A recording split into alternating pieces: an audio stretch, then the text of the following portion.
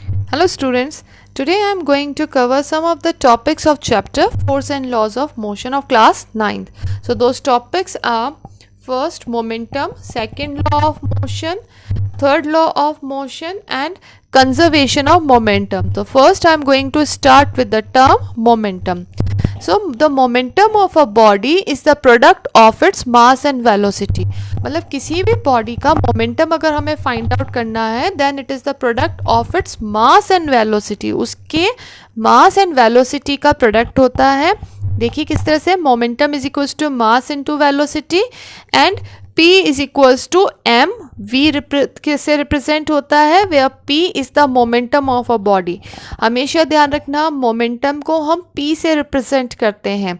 m is the mass of the body and v is the velocity of the body and SI unit is kg meter per second और kg meter second minus 1. इसको हम इस तरह से भी लिख सकते हैं. Both are the same thing, तो कंफ्यूज नहीं होना है इसमें. It is a vector quantity. Vector quantities are those quantities which shows magnitude as well as the direction. Now I am going to start the next one, that is the second law of motion. So as per the statement of Newton's second law of motion, the rate of change of momentum of an object is proportional to the applied force in the direction of force. क्या बोला? The rate of change of momentum, कि जब भी momentum के rate में change होगा तो वो किसके डायरेक्टली प्रोपोर्शनल होगा? उसके अप्लाइड फोर्स पे, कि उस ऑब्जेक्ट या बॉडी के ऊपर कितना फोर्स अप्लाई हो रहा है. ठीक है. So let us try to understand it mathematically. So if an object of mass as M, suppose कोई ऑब्जेक्ट है जिसका मास एम है, is moving along a straight line with initial velocity U. Obviously initial velocity हमेशा क्या लिया जाता है? You पहले भी बता चुकी हूँ मैं. And is accelerated to velocity v, that means it is its final velocity in time t by applying a force f. मतलब मास है किसी बॉडी का, ठीक है, उसको हमने m माना है और is moving along straight line with initial velocity u. Initial velocity u and accelerated to the velocity v in time t. लेकिन ये सब कैसे हुआ? With the application of the force f. Then initial momentum. Initial momentum कैसे represent करा? P represents the momentum and 1 is representing the initial. तो initial momentum जो हुआ that is mass into velocity. तो इनिशियल वेलोसिटी लिया हमने, that is mass multiply u. Next है final momentum. P2 is equals to m into v. Now we have to find out the change in momentum. तो जब हम change की बात करते हैं it means final minus initial लेते हैं.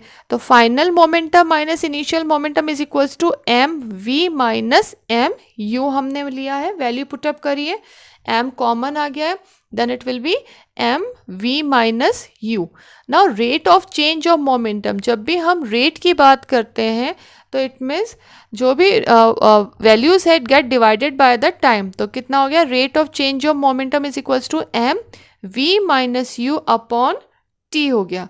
Then as per the statement applied force जो है that is directly proportional to the rate of change of momentum. कि जो हमने भी पढ़ा था स्टेटमेंट कि applied force is directly proportional to the rate of change of momentum के डायरेक्टली प्रोपोर्शनल होता है. Now we have to remove this proportionality sign. उसके लिए हमने कांस्टेंट यहाँ पे यूज़ करा है दैट इज के.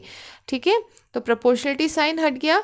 अब as we all know that कि that is v minus you upon t is equals to acceleration के इक्वलेंट होता है. तो हमने v minus you upon t की जगह क्या माना है? Acceleration. Now we will put the value of acceleration in this and we will get f is equals to k m a. Now where k is the proportionality constants की वैल्यू होती है 1. k की जगह हमने जब 1 पुटअप करा then we will get the answer that is f is equals to M A. So this equation represents the second law of motion. Now I am taking some of the examples of this. Suppose, have you ever noticed that a cricket player lowers his hand while taking a catch? जब भी वो कोई catch लेते हैं तो अपने हाथों को नीचे की तरफ कर लेते हैं. ऐसा क्यों? You can also see in this picture here. अब ऐसा क्यों होता है ये समझिए. A fast moving ball has a large momentum, उसमें बहुत ज़्यादा मोमेंटम होता है, तो उसको स्टॉप करने के लिए उसके मोमेंटम को रिड्यूस करना पड़ता है, ज़ीरो करना पड़ता है, ठीक है। तो क्रिकेट प्लेयर अपने हाथों को इसलिए पीछे ले लेता है so that he can increase the time, वो उस कैच को वो पकड़ने के लिए टाइम इंक्रीज करता है, उसकी वजह से किसके अंदर चेंज हो जाता है, मोमेंटम के अंदर, और उसकी वजह से लेस फोर्स अप्लाई होता है। तो ये ध्यान रखिएगा, टाइम ज़्यादा होगा तो फोर्स कम लगेगा, इसी की वजह से ही डजंट गेट हर्ट, उसको कहीं पे हर्ट नहीं होता है। Now we are moving to the third law of motion. तो third law of motion states that every action has an equal and opposite reaction, हर एक्शन का एक इक्वल एंड अपोजिट रिएक्शन होता है। You can also see in the small video कि action हो रहा है, ठीक है, फोर्स लग रहा है इस गन बॉल के ऊपर, फोर्स ये आगे की तरफ मूव कर रही है, एक्शन, रिएक्शन क्या हुआ, कैनन पीछे की तरफ जा रही है ना। Now we are taking some more examples to explain this third law of motion के। इसमें ही देखिएगा कि when a bullet is fired from a gun, see this picture also, कि when a bullet is fired from a gun it exerts a forward force, उसके ऊपर आगे की तरफ force लगा, that will be acts as a action on the bullet, and bullet exerts an equal and opposite force on the gun, equal and opposite force लगा gun पे, that is the reaction, and this is known as the recoil of the gun, है ना, recoiling of the gun. So this example again explains the third law of motion, that every action has a equal and opposite reaction. Now see some more examples here, like when a sailor jumps out of a boat he exerts a backward force of the boat and boat exerts an equal and opposite force on the sailor. मतलब वो कहाँ पे force लगाएगा, backward force boat पे लगा रहा है, that is the action, और इक्वल एंड अपोजिट फोर्स जो है बोट उस सेलर के ऊपर लगाई, that will indicates the reaction, और इसी की वजह से वो आगे की तरफ मूव कर पाता है। Same with the rocket example, यहाँ पे when a rocket is fired the force of the burning gases coming out, you can see in this picture, इसमें जो फोर्सेस है जब गैसेस बर्न करती है तो उसका फोर्स लगता है, that indicates the action, and opposite and equal reaction होगा जिसकी वजह से रॉकेट ऊपर की तरफ मूव करेगा। आप एक ये सिंपल वीडियो में भी देख सकते हैं, यहाँ पर जो मैंने बताने की कोशिश करी है कि यहाँ पे फोर्स लग रहा है, तो यहाँ पे फोर्स जो लग रहा है गैसेस का, that will indicates the action, और उसके जस्ट अपोजिट में जो जा रहा है that will be the reaction. तो जितने फोर्स के साथ गैसेस रिलीज होगी उतने ही फोर्स के साथ रॉकेट जो है ऊपर की तरफ फायर होगा। Next topic is the conservation of momentum. So as we already discussed that all the moving body possess momentum, so it was seen that the momentum for system is constant quantity, so which is further explained by a law, and this law is known as the conservation of momentum. So as per the statement, the sum of momenta of two objects before the collision, collision means टकराना, and after the collision, मतलब before the collision जो momentum है, after the collision हमेशा same रहता है, no same given that no extra unbalance forces acted upon them. In another way collision conserves the total momentum of two object, की मतलब before and after collision भी momentum हमेशा same रहता है। This is the law of conservation of momentum. Now अब इसे भी हम मैथमेटिकली प्रूव करेंगे कि ऐसा ये जो स्टेटमेंट गिवन है ये कहाँ तक करेक्ट है। सी अभी नेक्स्ट स्लाइड पे I will show you the figure. Now see the two balls A and B, see the figure here, यहाँ पे देखिए दो बॉल्स है, first A and second one is B and having the mass m1 and m2। See the figure very carefully and the cursor where it is moving, this is the ball A, this is ball B having the mass m1 and m2, ठीक है।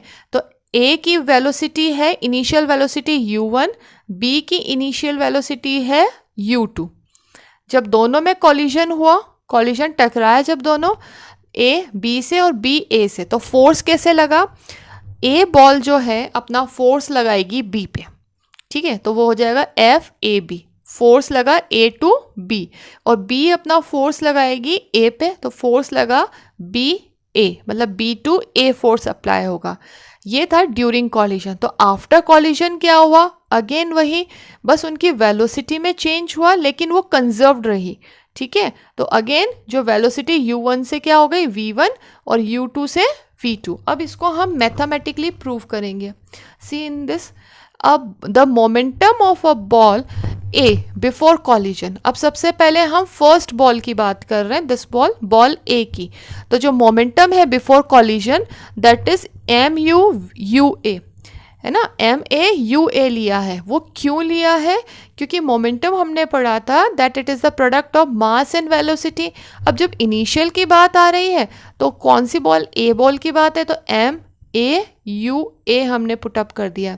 इसी तरह से momentum of ball A after collision, तो after collision हो गया M A V A, velocity के अंदर चेंज है, ध्यान रखना। अब momentum of ball B before collision, तो एम बी यू बी। इसी तरह से momentum of ball B after collision, M B V B आएगा, यहाँ पर वी बी हो जाएगा। ठीक है, अब rate of change of momentum of ball A, इसके अंदर जब रेट ऑफ चेंज करते हैं वही डिवाइडेड बाय टाइम हो जाएगा और मास इसके अंदर कॉमन हो जाएगा। दोनों के अंदर देखो एम ए दे रखा है, तो ये that will be the common one.